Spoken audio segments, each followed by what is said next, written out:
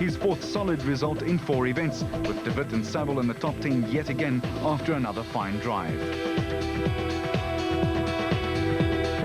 The Free State town of De Wetstorp, situated some 70 kilometers from Bloemfontein, annually plays host to a round of the Off-Road Championship. This year's event was round 6 of the Bankfin Off-Road Championship, and the locals turned it into a festive occasion. Street stalls did a roaring trade on anything from boerewors to societies to steaks and a variety of tasty home-baked fare.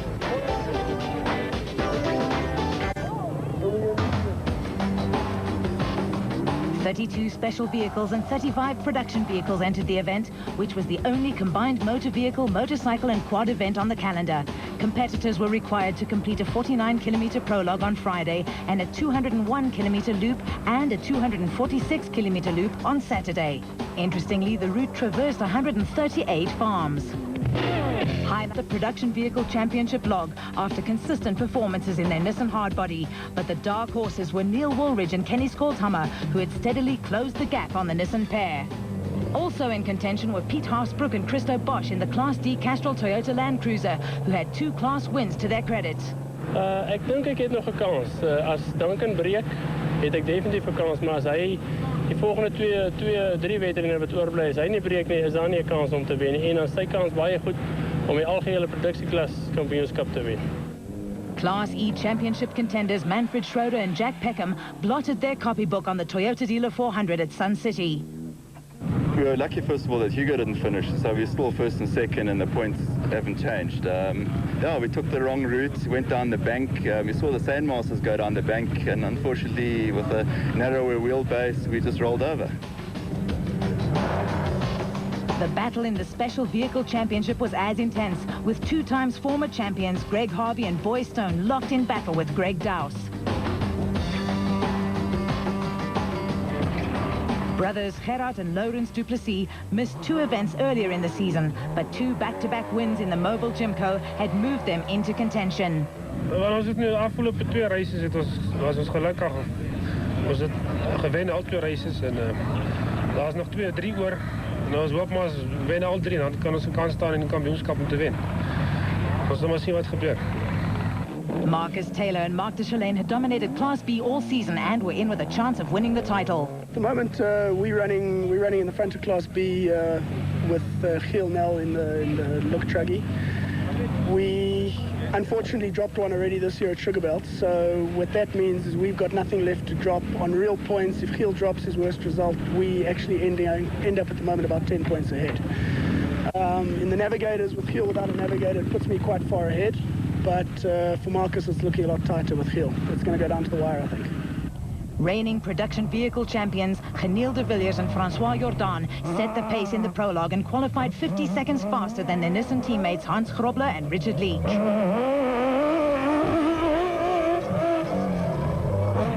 The 2 Nissan crews have won 4 events, with Grobler and Leek victorious on the Toyota 1000 Desert Race and de Villiers and Jordan winning the Nissan Sugarbelt 400, the O'Hagan's Kopenhagen Hotel 500 and the Toyota Dealer 400.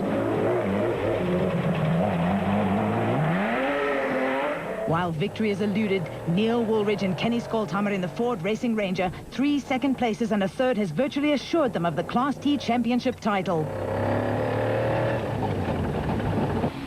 Multiple former champions R.P. Reineke and Robin Houghton won the season-opening Barbaspan 500 in the Castrol Toyota Land Cruiser, but 2 non-finishers have all but eliminated them from the title battle. Atang Makhegenene and Alex Sally qualified 6th in the Sam Racing Gymco, 27 seconds behind the Duplessis brothers. The rival teams have between them won 3 of the 5 races this season.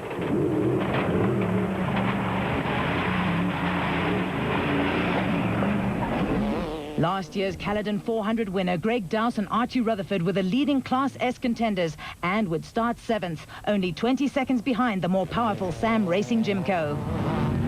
8th fastest were Paolo Piazzamuso and Scott Abram in the 2-wheel drive O'Hagan's Kopenhagen Hotel Super Team Jeep, now running in Class T. The US-built truck has been plagued by minor problems all season.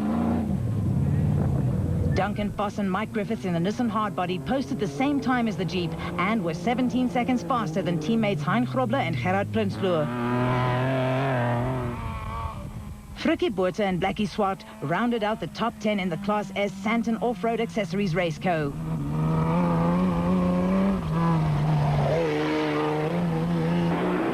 Fastest qualifier in Class B was Francois Smit, who found the going a little slippery in his Sandmaster.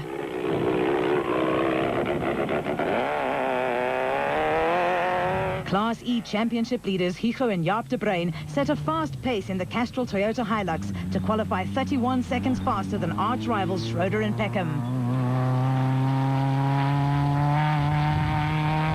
Alfred and Tommy van Vieren were the lone entry in Class F for two-wheel drive production vehicles. They qualified 49th in the bog standard Ford Ranger.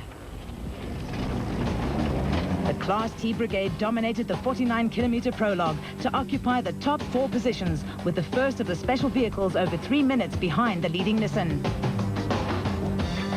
The Caledon 400 crowd was delayed by 30 minutes due to the large motorcycle field that started ahead of the motor vehicles.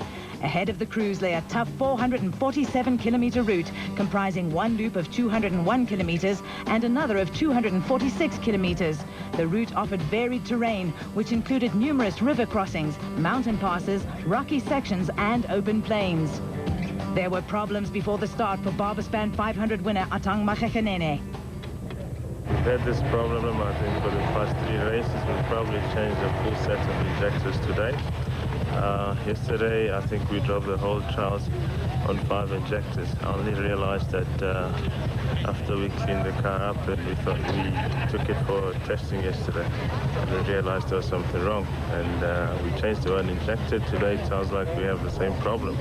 It's worrying. I don't know how long they'll last for today, but we'll go as far as we can.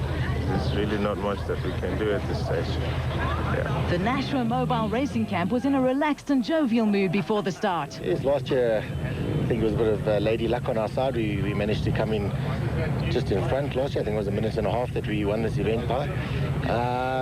This year we take it a little bit easy. We went up in the championship last year, so we were really going for an all-out win. Whereas this year we're just going to stay on the pace and rock and roll for the first half, the first loop, and then on the second loop we'll take it from there and go with the flow. Just stay well within the means of the car and get to the finish line. Woolridge and Skolthammer's main objective was to beat the Nissans, but was the Ford up to it? I think it's very well suited. I think that the Nissans might have a bit more speed than us, but I'm hoping that over the 450 kilometers, I think the Ranger will come through. I think it's suited to the really, really rough conditions. I think our durability, I might be taking a bit of a chance, but I think our durability is better than the Nissans, and hopefully at the end of the day, I think that the Ranger will come through. Last year's winner, Geniel de Villiers, took time out to check the line through the first corner. No, last year we had quite a good event here. We started quite low down in 20th position and had quite a few punches. And we really had to go very hard last year to get to that position. This year it's a bit different. It's definitely an advantage starting from the front today because there is a bit of dust. Although the wind is blowing, I think the dust is still going to be a bit of a problem. But I think the pace is going to be quite hot up front with Hannes and Neil right behind me. So we'll have to keep it all together and going fast. 8:30, and the race was on.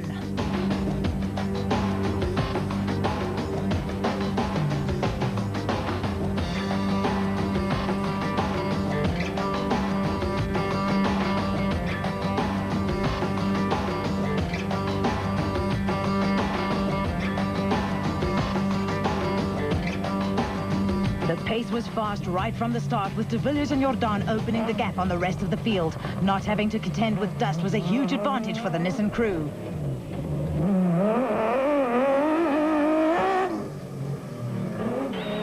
On board with Grobler and Leek. And then left under bridge. And then exit left, leave it left.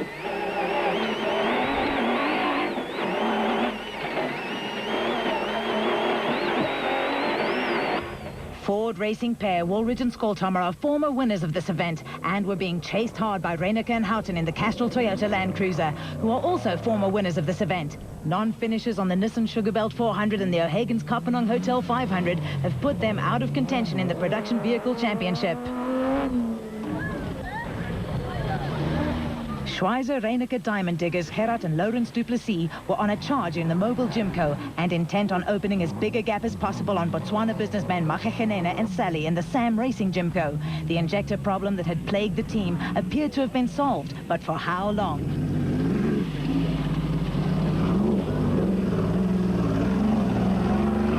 Dowson Rutherford had a comfortable lead in Class S in the Nashua Mobile Raceco, but closing in fast was the super team Jeep of Piazza Musso and Abraham.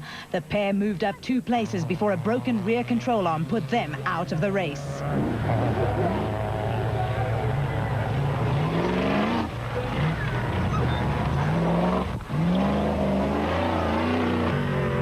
Foss and Griffiths had matters under control in Class D and were looking for their 4th consecutive class win of the season. Right behind them and closing in fast were Buerta and Swart in the Santon Off-Road Accessories Raceco.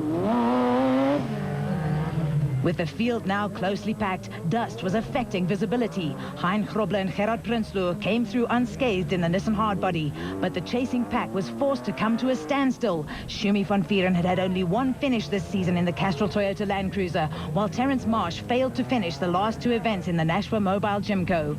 By contrast, Harvey and Stone had finished every event so far in the Castrol Queen Motorspares Gymco.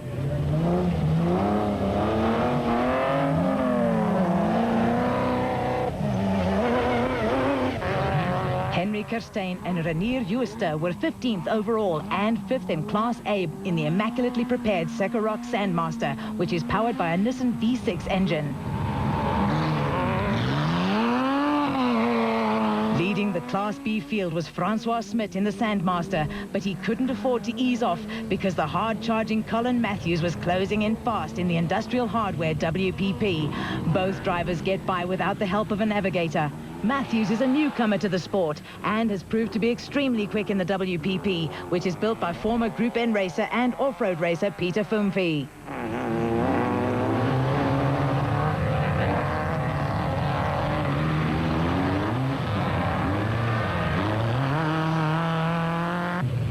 Carlos Dabro and Steve Cooper damaged the rear differential on the Blue Chip Services Land Cruiser. Dabro drove to Lichtenberg after the prologue to collect a replacement and had to work through the night to fit it.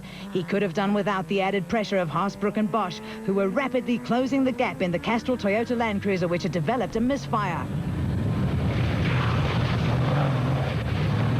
Lars LaRue and Barney van Niekerk made a rare appearance in the Colt, which race and rally legend Sarel van der Merwe drove in the Barbaspan 500.